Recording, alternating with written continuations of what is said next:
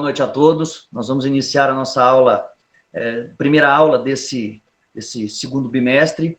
Hoje a gente reflete um pouco sobre o texto do Eric Hobsbawm, intitulado O que os historiadores devem a Karl Marx, presente nesse livrinho, chamado Sobre História. Para aqueles que não conhecem, eu recomendo, acho que todo graduado em História deve ter esse livro.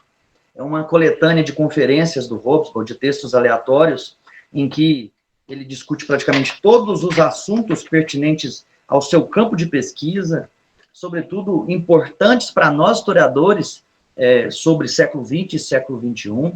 E o Hobsbawm traz para o campo do debate teoria da história nesse livro.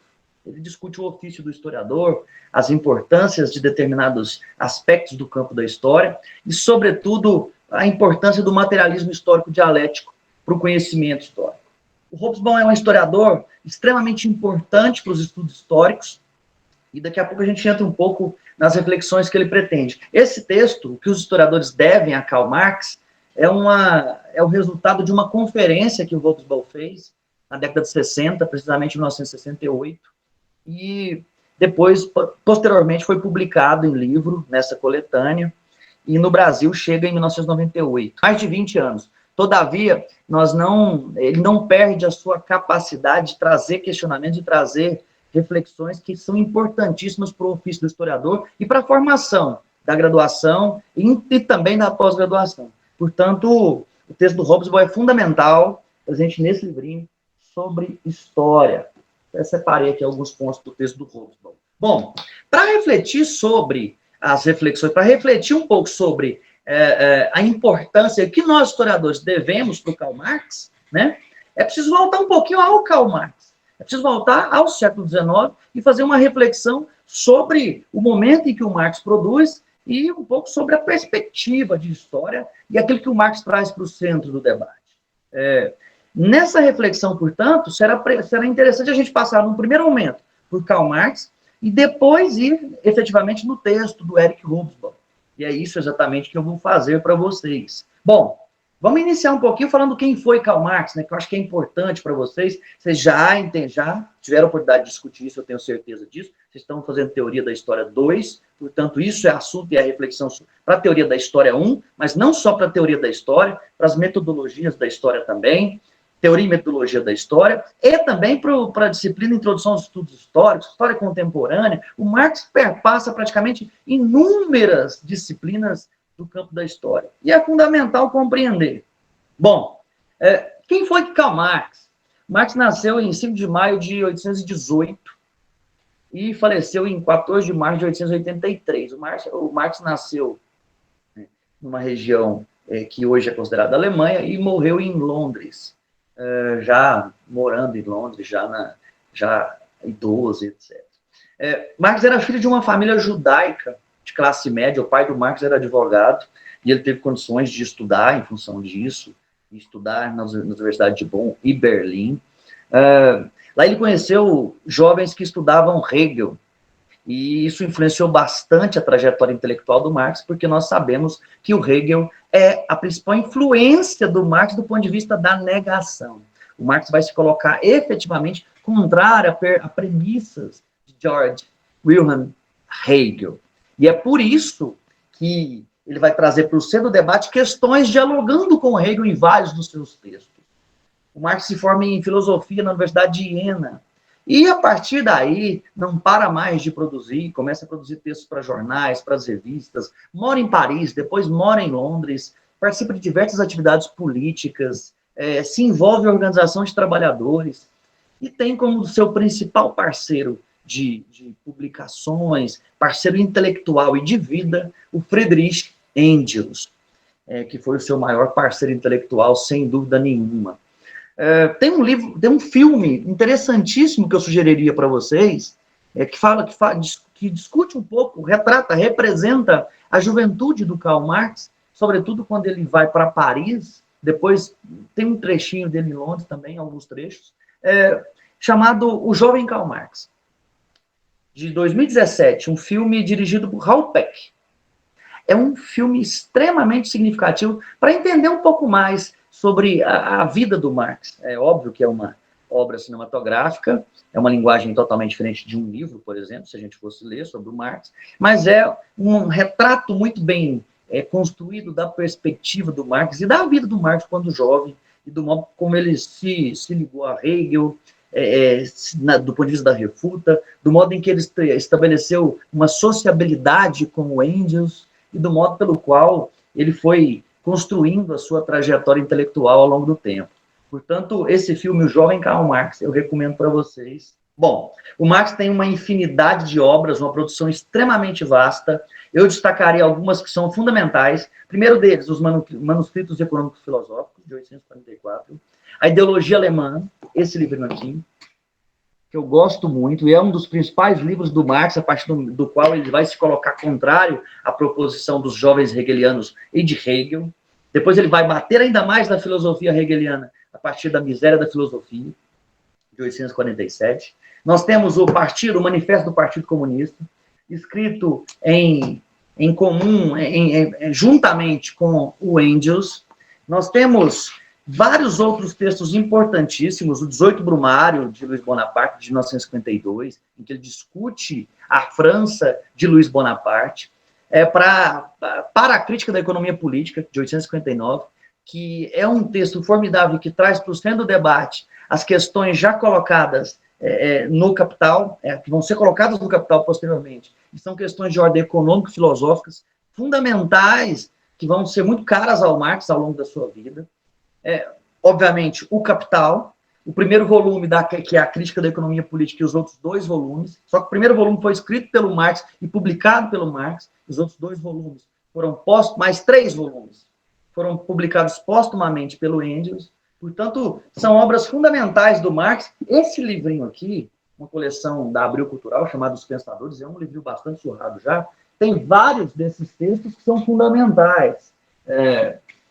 Manuscritos Econômicos Filosóficos, as teses de Feuerbach, Salário, Preço e Lucro, Para a Crítica da Economia Política, que é um texto formidável, e o 18 Brumário, de Luiz Bonaparte, que eu recomendo a todos, que é um texto muito gostoso de se ler, e é um dos textos mais importantes do Marx, do ponto de vista de entender o Marx enquanto historiador. Ou seja, a capacidade que o Marx tem de buscar entender determinados eventos históricos a partir da concepção materialista dialética de história, mas trazendo para o centro do debate os acontecimentos históricos e compreendendo, interpretando esses acontecimentos. É uma aula de história do Marx enquanto historiador. Eu sugiro todas essas obras, obviamente, mas o 18 Brumário, de Luiz Bonaparte, a Ideologia Alemã, Para uma Crítica da Economia Política, e o Manifesto do Partido Comunista, são fundamentais para a compreensão da obra do Karl Marx. Obviamente, o Capital é um livro, leitura para a vida, né? Leitura para a vida toda. Portanto, os que eu recomendo de imediato seriam esses do Marx. Bom, a partir dessa extensa bibliografia, o Marx constrói uma perspectiva de análise histórico-social, filosófica, que vamos chamar de materialismo histórico dialético, que tem uma base fundamental, que é a compreensão do Marx da estrutura social. Ou seja, o que seria isso? O que seria a estrutura social para o Karl Marx? O que seria a estrutura de uma sociedade? Como é que você compreende o todo de uma sociedade? Ele vai dividir essa sociedade entre infraestrutura e superestrutura.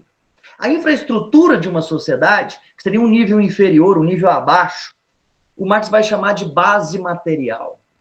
Essa infraestrutura de base material é o modo pelo qual o homem produz e como ele se organiza para produzir. É o modo pelo qual ele lida com a natureza e o modo pelo qual ele lida com os outros homens, no sentido de se constituir um modo de produção, o modo pelo qual ele sobrevive. Seria constituído pelo aspecto econômico da sociedade.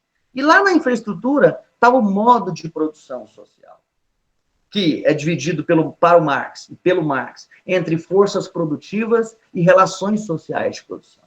O que seriam as forças produtivas? As forças produtivas seriam os meios de produção, o capital financeiro, a força de trabalho dos trabalhadores. E aí você tem várias possibilidades. Os meios de produção, ou seja, as máquinas, o capital financeiro que financia essas máquinas, e a força de trabalho do trabalhador. E as relações sociais de produção? Seria uma divisão social do trabalho, as classes sociais, as relações sociais, políticas e econômicas da sociedade. Todas elas ali, na infraestrutura social. E na superestrutura, que o Marx vai considerar um nível acima, um nível mais abstrato, um nível do cotidiano, seria, de acordo com o Marx, seria a construção ideológica da sociedade. Ou seja, como a realidade social é construída visualmente para as pessoas. De que modo as pessoas lidam com outras do ponto de vista da consciência histórica, do pensamento, do espírito. E aí se encontram fenômenos específicos, tais como os fenômenos ideológicos, intelectuais, políticos, religiosos, artísticos. E aí entra Estado, entra instituições do Estado, entram instituições religiosas, entram instituições políticas, e o modo pelo qual essas instituições também influenciam a infraestrutura.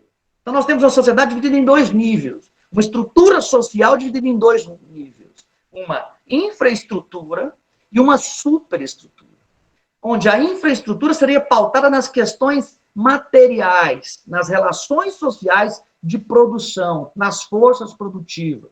Estariam ali os modos de produção social. E a superestrutura, onde estariam os aspectos espirituais, culturais, onde estariam todas as questões voltadas para os meios de produção, a divisão social do trabalho, as classes sociais, etc.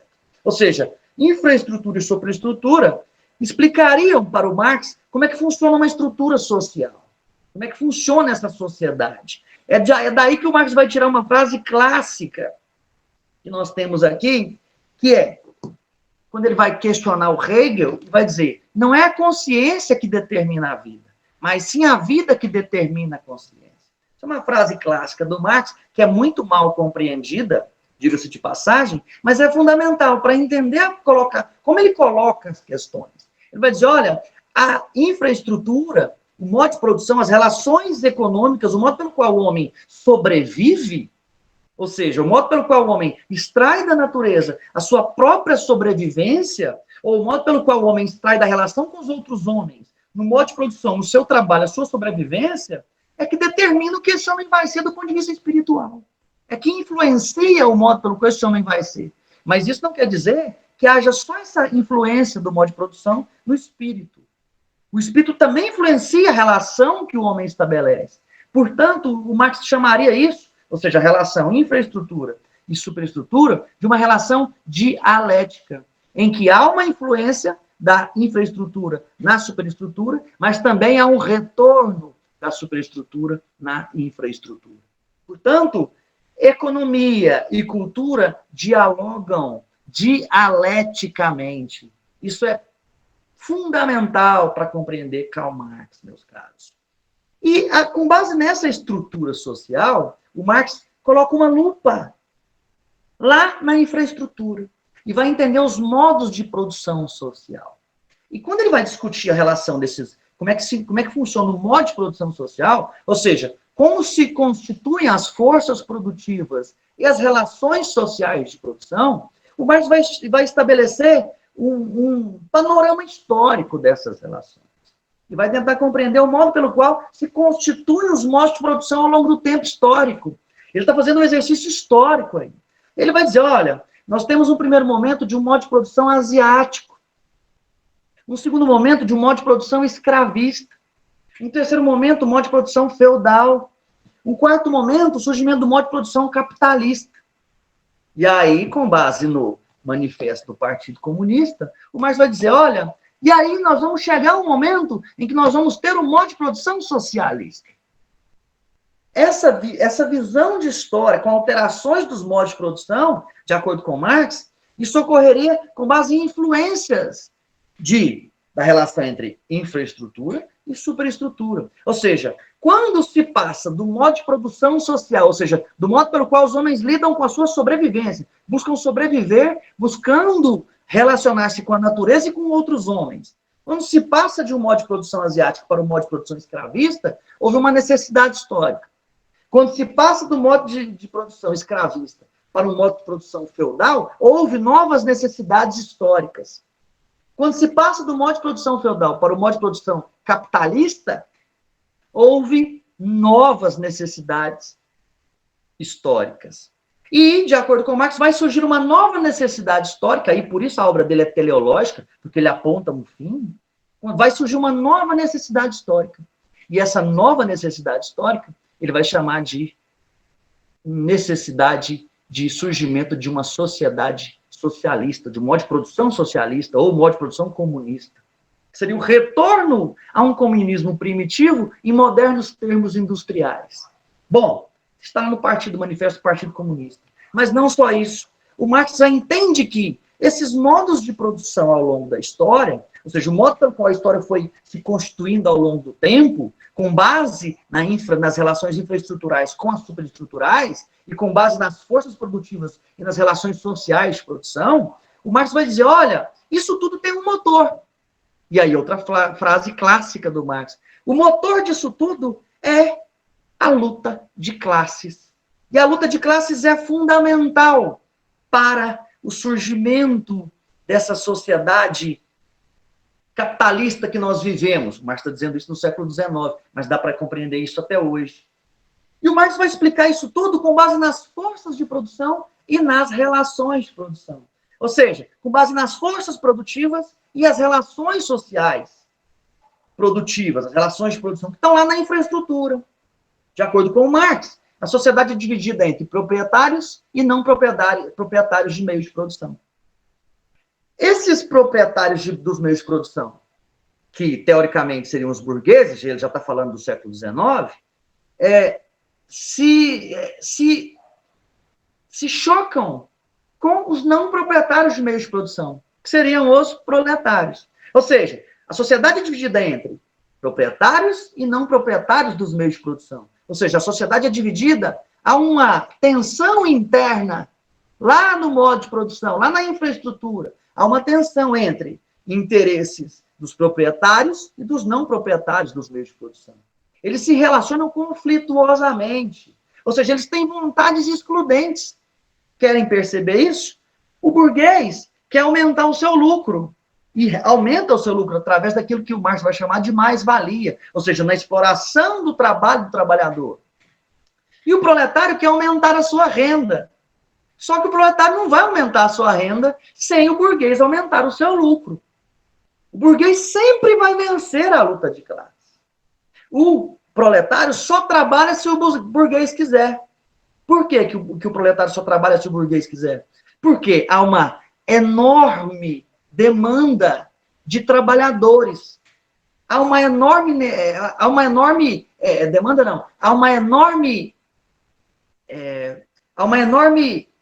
oferta de trabalhadores no mercado. O Marx vai chamar isso de exército de reserva. Essa quantidade de gente para trabalhar e poucos empregos faz com que o proletário assuma e aceite as exigências do burguês. Ou seja, a necessidade de trabalhar faz o proletário se enquadrar no sistema capitalista. Faz o proletário se enquadrar no modo de produção capitalista. E essa necessidade de trabalhar, geralmente, é percebida pelos proletários. Só que não há como fugir desse esquema. Se você não trabalhar, você não sobrevive. E, automaticamente, os proletários que possuem uma competência rara nesse sistema produtivo, ou seja, que têm mais capacidade intelectual, que conhecem melhor o ofício, ou os trabalhos, ou o trabalho que exerce, ele se destaca. Ele constrói uma resistência contra esse patrão, esse burguês. Entretanto, o proletário, acima da média, ele possui uma resistência individual. E não de classe, não coletiva. E enquanto a resistência, ou seja, enquanto a capacidade intelectual for apenas individual, e você não tem uma consciência de classe, que é aquilo que o Marx defende também, você não tem uma mudança social. Você continua com a sociedade excludente, você continua com o motor da história. Ou seja, o burguês domina e controla a força de produção do proletariado. E geralmente isso é interessantíssimo. Por quê? Há um consenso ideológico entre burguês e proletariado daquilo que é certo e daquilo que é errado. Eles têm enormes conflitos de interesses mas nisso eles concordam. A maioria, obviamente. Burgueses e proletários concordam entre si. Concordam do que é certo e do que é errado. Por quê? Porque, de acordo com Marx, os donos dos meios de produção controlam a segurança, a justiça, a política, os meios de comunicação. E a partir da difusão das suas ideias e dos seus interesses por meio dessas instituições ideológicas, desses aparelhos ideológicos de Estado, de acordo com Marx, é que o proletariado vai aceitar o seu destino como gado que vai para o matadouro. Eu estou colocando essa metáfora, obviamente. Ou seja, isso é interessantíssimo isso. Por quê? Ao trabalhar, o proletário está aumentando a força e a dominação do burguês. Só que o proletário precisa trabalhar. É um círculo vicioso em que o proletariado entra e não consegue sair. O Marx tem uma crítica fortíssima à religião também. Marx vai dizer que a religião é o ópio do povo. A religião seria o ópio do proletariado. Trazendo para o centro do debate essa questão, o Marx é influenciado por Feuerbach.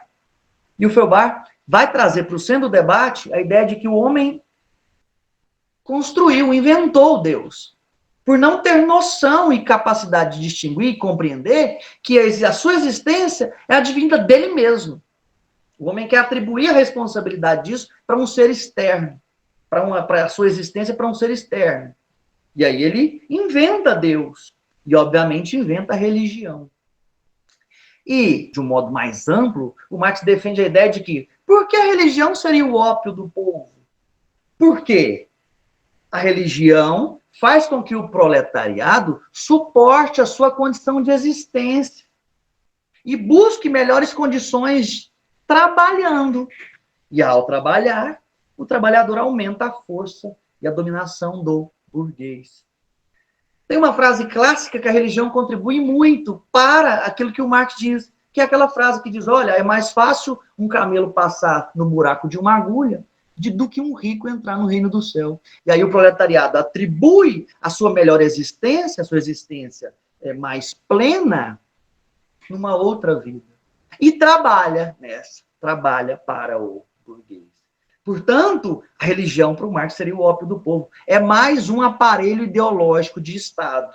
Aí vocês poderiam me dizer, não, professor, mas como é que os donos dos meios de produção, como é que os burgueses controlam a segurança, a justiça, a política, os meios de comunicação? Basta vocês verem quem são os donos dos meios de comunicação e as mensagens que eles passam. Basta vocês olharem quem são as pessoas quem a polícia geralmente para ou bate na rua. Basta vocês olharem quem geralmente são os condenados pela justiça. Dá uma olhadinha nos presídios de pessoas que já estão condenadas. Basta vocês olharem, e na política? Basta vocês olharem quem são políticos. A maioria dos políticos vem de que classe social? Ou seja, meus caros, nós temos um círculo vicioso que o Marx percebe claramente. E essas reflexões econômicas, políticas e filosóficas que ele faz lá no século XIX valem para a gente até hoje. São fundamentais para a compreensão do modo pelo qual nós temos uma sociedade extremamente desigual. Nós temos trabalhadores que trabalham muito e ganham pouco, ao contrário dos donos de meio de produção, que trabalham pouco, muitos trabalham pouco e ganham muito.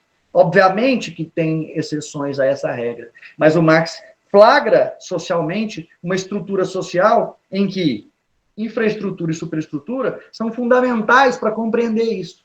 São fundamentais. E ele traz para o centro do debate essas reflexões. Bom, com base nessa reflexão do Karl Marx,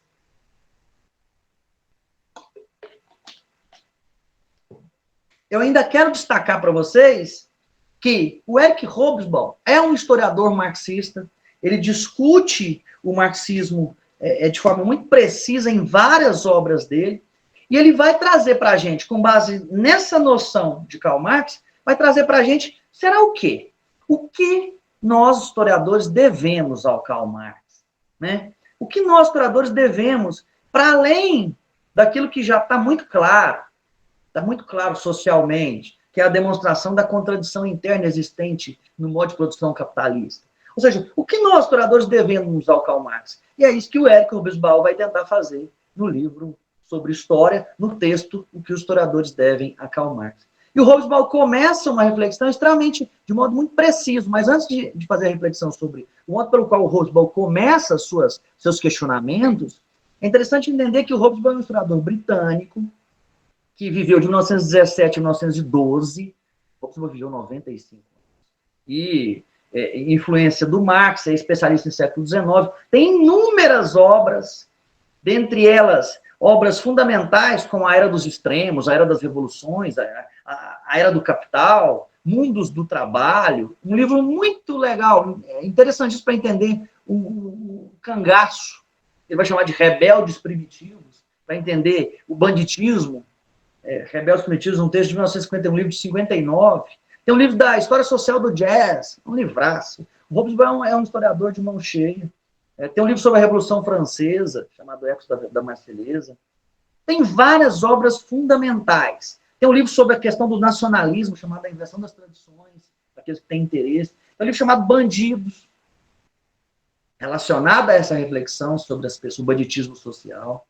Tem um livro chamado Revolucionários. Hobsbawm é um historiador de mão cheia. Um historiador que traz para o centro, é um dos historiadores marxistas mais influentes do século XX e também do século XXI. E ele traz para o centro do debate a obra do Marx. E não posso deixar de mencionar que o Hobsbawm foi membro do Partido Comunista da Grã-Bretanha durante 50 anos, foi integrante do grupo de historiadores do Partido Comunista, foi professor por mais de 2 décadas na Universidade de Londres. Portanto, o Hobsbawm é um historiador extremamente importante. Certamente, vocês já leram obras e textos do Hobsbawm, não custa mencionar isso. Bom, nesse texto especificamente presente em Sobre História, chamado O que os historiadores devem a Karl Marx, o Hobsbawm traz para o centro da reflexão como nós, historiadores, lidamos com Marx ao longo do tempo. Primeiro, ele começa fazendo críticas à historiografia do século XIX. Depois, ele passa a características da historiografia do século XX. E vai dizer que essas características da historiografia do século XX são influenciadas por um marxismo vulgar na historiografia. Ele vai caracterizar o que seria esse marxismo vulgar. E, em um outro momento, ele vai apontar a autêntica contribuição de Marx aos historiadores.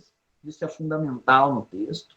E, por fim, vai apontar que há críticas aos métodos sociológicos da década de 1960 e defesa do legado do Karl Marx. É interessante que o Hobsbawm inicia o texto dele trazendo ataques à historiografia do século XIX. Isso é fundamental para a gente entender e já recapitular aquilo que a gente já discutiu no primeiro bimestre. A historiografia do século XIX, o momento em que o chamado século da história. De acordo com o Hobsbawm, a historiografia do século XIX padecia de alguns limites e defeitos consideráveis. De acordo com ele, era uma historiografia centrada no estabelecimento de fatos, centrada em fatos políticos, sobretudo. Era uma historiografia extremamente narrativa e pouco reflexiva. Era uma historiografia personalista, ou seja, dava muita atenção a personagens históricos. E era uma historiografia bélica, ou seja, uma historiografia muito preocupada com guerras, com momentos de tensão histórica. Aponta que essa historiografia tinha um esquema explicativo que se resumia ou ao determinismo histórico ou ao evolucionismo. Ou seja, apontar determinadas determinações históricas que levavam a outros acontecimentos, ou apontar que havia uma evolução histórica natural ao longo do tempo. Para o Hobsbawm, essa historiografia em nada contribuiu para o entendimento da sociedade. E é interessante a gente refletir sobre isso, porque ela possui insuficiências, tanto do plano teórico, tanto do ponto de vista metodológico. E é interessante a gente entender isso. Por quê? Na verdade, o Hobsbawm está generalizando a historiografia do século XIX. Nós já sabemos disso, nós já passamos pela reflexão da historiografia do século XIX. Quando ele diz que essa historiografia é pautada em estabelecimento de fatos, pautada em conhecimentos políticos, preocupada com narrativa, preocupada com personalismo ou bélica. Nós sabemos que nós temos 3 correntes de pensamento majoritárias no século XIX, e essas 3 correntes são fundamentais e não necessariamente são positivistas, como nós já aprendemos. Ou seja, nós temos o historicismo alemão, a escola metódica francesa e o chamado positivismo, pautado em Auguste Comte. Nós temos 3 correntes básicas, e nem todas elas seguem essa cartilinha apontada pelo Hobsbawm. Então, fica essa crítica aí, fica esse momento em que o Hobsbawm generaliza esse século XIX, que tem que ser aprendido por vocês. Bom, quando ele destaca essa historiografia do século XIX, ele já mostra ela e diz, olha, no século XX as coisas mudam um pouco. Há algumas inovações que ocorrem na historiografia do século XX. Primeira delas, há uma substituição da história política pela história socioeconômica. Ou seja, você passa dos eventos para uma estrutura social mais ampla. Você sai de uma historiografia das elites e vai para uma historiografia do povo, ou das classes sociais. Isso é uma primeira mudança significativa de acordo com o Hobsbawm. Uma segunda mudança, há uma renúncia ao idealismo no plano explicativo. Ou seja, a ideia de que havia uma causa ideal que influenciava o desdobramento da história, ele vai apontar que há causas materiais ali. Não há mais uma causa ideal. Há condições materiais de existência que vão influenciar o desdobramento da história. Ou seja, o material passa para o lugar do que era antes considerado espiritual. Há uma explicação da história em termos estruturais, e não mais com base em explicações personalistas, com base na vontade de determinados sujeitos históricos, ou com base na psicologia de determinados sujeitos históricos. E há uma renúncia à chamada teleologia. Ou seja, a historiografia se distancia das filosofias da história mais ainda. As teses especulativas sobre o futuro, de acordo com o Hobsbawm, não dava mais no século XX para problematizar a história caminhando em certa direção. É necessário explicar os acontecimentos históricos, compreendê-los e entender, não explicar para onde está indo. Porque a Revolução Russa, a Primeira Guerra Mundial, a Segunda Guerra, o nazifascismo, a Segunda Guerra Mundial, todos eles mostram ao longo do tempo que não dá para entender a história caminhando em certa direção. Que determinadas condições sociais de existência e materiais levam os indivíduos a mudarem socialmente, a mudarem os rumos da história. E o Hobsbawm deixa isso muito bem claro. Para o Hobsbawm, a influência, essas alterações na historiografia foram influenciadas por um chamado marxismo vulgar, que influenciou a historiografia do século XX, sobremaneira. E o que ele vai chamar de marxismo vulgar? É interessante entender isso. Para o Hobsbawm, o marxismo vulgar tinha algumas características, e a gente já entra na questão das características desse marxismo vulgar. E essas características seriam o determinismo econômico, ou seja, a ideia de que a economia é a chave explicativa de toda a sociedade, ou seja, a noção de que a infraestrutura, as condições de existência, condições materiais de existência, o modo de produção, com as forças produtivas e as relações de produção, influenciam e determinam a vida dos indivíduos, a superestrutura, o modo como eles pensam, os aparelhos de Estado, etc. Ou seja, esse determinismo econômico seria uma das características do marxismo vulgar. A noção também, outra característica do marxismo vulgar, a noção de luta de classes como sendo o princípio que comanda toda a história da humanidade, ou seja, tudo está escancarado na luta de classes. A noção de leis históricas, ou seja, a noção de que o processo da história não é casual ou aleatório, mas é regular, previsível, passivo de generalização. Ou seja, o que acontece aqui, acontece no Japão, acontece na Rússia, acontece em Paris. Ou seja, essa noção de lei histórica é interessantíssima e importante para entender. Ou seja, a história não seria, de acordo com a perspectiva marxista vulgar que o Hobsbawm traz, a história não seria, o processo histórico não seria casual ou aleatório. O processo histórico é previsível, é passivo de generalizá-lo. Isso é interessantíssimo. Ou seja, a lei histórica é generalista. Se você entende determinado aspecto numa sociedade, você pode entender outro determinado aspecto em outra sociedade. Quero dar um exemplo aqui clássico de um livro de um historiador marxista brasileiro chamado Nelson Werneck Sodré. Pensando do ponto de vista de leis históricas e pensando nesse marxismo, pautado nesse marxismo vulgar, o Nelson Werneck Sodré vai escrever um livro em que ele coloca que o Brasil é um Brasil feudal, no surgimento, na colonização portuguesa, o Brasil era um país feudal. Essa noção de país feudal para o Brasil do século XVI é extremamente problemática.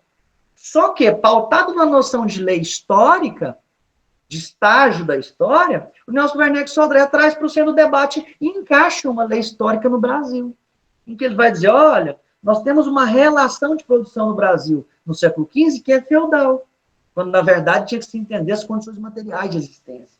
E que os portugueses já vieram para o Brasil fruto do desenvolvimento de uma sociedade já caminhando moderna para o capitalismo, fruto do metalismo, das grandes navegações, etc. Ele encaixa, pega um modelo social e encaixa na análise do país e na análise do descobrimento do Brasil e da sociedade colonial. E isso é extremamente significativo para entender o modo pelo qual as leis históricas generalizam determinados aspectos da história e podem ser transportados. E isso, o Hobsbawm vai dizer, olha, isso é marxismo vulgar. É um marxismo muito vulgar. Bom, o Hobsbawm busca demonstrar, com essa reflexão sobre as características do marxismo, do chamado marxismo vulgar, que há um determinismo econômico, uma noção de luta de classes e uma noção de teleologia que seria um núcleo do marxismo moderno. Pois existe uma autêntica influência do Marx. Só que o marxismo vulgar vulgariza, vamos usar o termo correto, o marxismo vulgar vulgariza a proposta do Marx. E, apesar disso, ele contribui para a modernização da historiografia do século XX.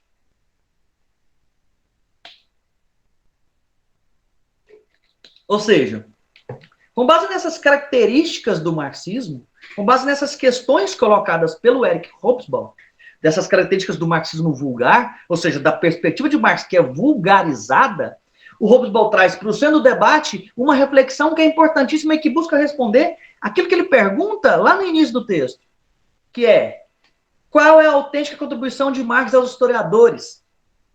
Ele passa a responder essa pergunta, e passa a responder ela a partir da página 162 do texto, ele passa a responder dizendo o seguinte, há um núcleo da legítima contribuição do Marx aos historiadores, que consiste em 3 teses fundamentais.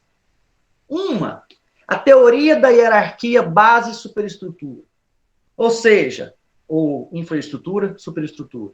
Ou seja, a hierarquia entre fatores da totalidade social ou modo de produção. Por que ele está dizendo, ele está usando o termo hierarquia? A noção de hierarquia substitui a noção de determinação. O Hobsbawm está criticando o marxismo vulgar porque diz que o marxismo vulgar entende o Marx dizendo que a economia determina tudo aquilo que acontece na cultura. Ou seja, a infraestrutura determina aquilo que acontece na superestrutura. Essa é a tese do marxismo vulgar. E o que o Eric Hobsbawm está dizendo? Olha, não há uma determinação dos aspectos econômicos da infraestrutura nos aspectos superestruturais, na cultura. Assim, uma hierarquia de fatores. Ou seja, o Hobsbawm está suavizando o determinismo econômico. O peso da economia é superior ao da cultura, por exemplo. Só que não é uma determinação. Pode ocorrer ou não. Não é necessariamente uma lei histórica. Há uma dialética, como dizia Karl Marx. Ou seja, há uma relação entre ambas, uma influencia a outra. E é isso que é interessantíssimo no Eric Hobsbawm. Ele está trazendo para o centro do debate que o legado do Marx, uma das influências, uma das contribuições do Marx aos nossos historiadores é isso. Ou seja, há uma teoria da hierarquia, não determinista. Ele foge do determinismo econômico. Segundo ponto, a teoria da sucessão dos modos de produção. Ou seja, de acordo, nós já discutimos isso, essa teoria da sucessão dos modos de produção, ou seja, modo de produção primitivo, depois modo de produção asiático, depois modo de produção escravagista, depois modo de produção feudal, depois capitalista, e com a perspectiva teleológica de um modo de produção socialista, que está lá no Manifesto do Partido Comunista, essa teoria de sucessão dos modos de produção influenciam sobremaneira o modo pelo qual o Marx tem uma contribuição para a gente. Por quê? De acordo com o Hobsbawm, o devir histórico não é aleatório ou casual. A gente tem que entender isso. O dever histórico não é casual. Um modo de produção não necessariamente leva ao outro, mas nós já temos uma noção disso. Há uma tendência a levar, mas isso não é exato. Está vendo que o Hobsbawm está relativizando as propostas? Ele está trazendo para o centro do debate que a teoria da sucessão dos modos de produção são fundamentais e é uma das contribuições do Marx para a gente. Mas isso não é exato, tal como o marxismo vulgar faz compreender. E é nesse sentido que a sucessão dos modos de produção não é predeterminado com uma contribuição do Marx, ou seja, não há uma lei. O determinismo econômico e a teleologia não são ressaltados pelo Hobsbawm. Ele critica isso. Ou seja, não dá para entender que nós vamos caminhar para determinada direção histórica de modo preciso. Há possibilidades, mas isso não é fechado. Bom, terceira contribuição do Marx aos historiadores. A teoria da contradição, ou das tensões inerentes. O que isso quer dizer? O Hobsbawm traz esse termo. O que isso quer dizer? Quer dizer que o modo de produção é tenso internamente. Existem condições inerentes a isso. Isso é muito importante. Está lá no Manifesto do Partido Comunista essa tensão constante dentro dos modos de produção. Ou seja, quer ver? Eu vou ler um trechinho aqui do Manifesto do Partido Comunista, em que o Hobsbawm vai dizer o seguinte: nos primórdios da história, encontramos, quase em toda parte, uma organização completa da sociedade em diferentes grupos, uma série hierárquica de situações sociais. Na Roma antiga, temos patrícios, cavaleiros, plebeus e escravos. Na Idade Média, senhores feudais, vassalos, mestres de corporação, oficiais e servos. Além disso, quase todas essas classes comportam subdivisões hierárquicas. A sociedade burguesa moderna, oriunda do esfacelamento da sociedade feudal, não suprimiu a oposição de classes, limitou-se a substituir as antigas classes por novas classes, por novas condições de opressão, por novas formas de luta. Isso é um trechinho. Ou seja, há uma contradição interna que o Marx flagra na sua atualidade, que o Marx flagra lá no século XIX, que é burguesia e proletariado. Ou seja, os interesses de um são contraditórios aos interesses dos outros. Mas eles coexistem.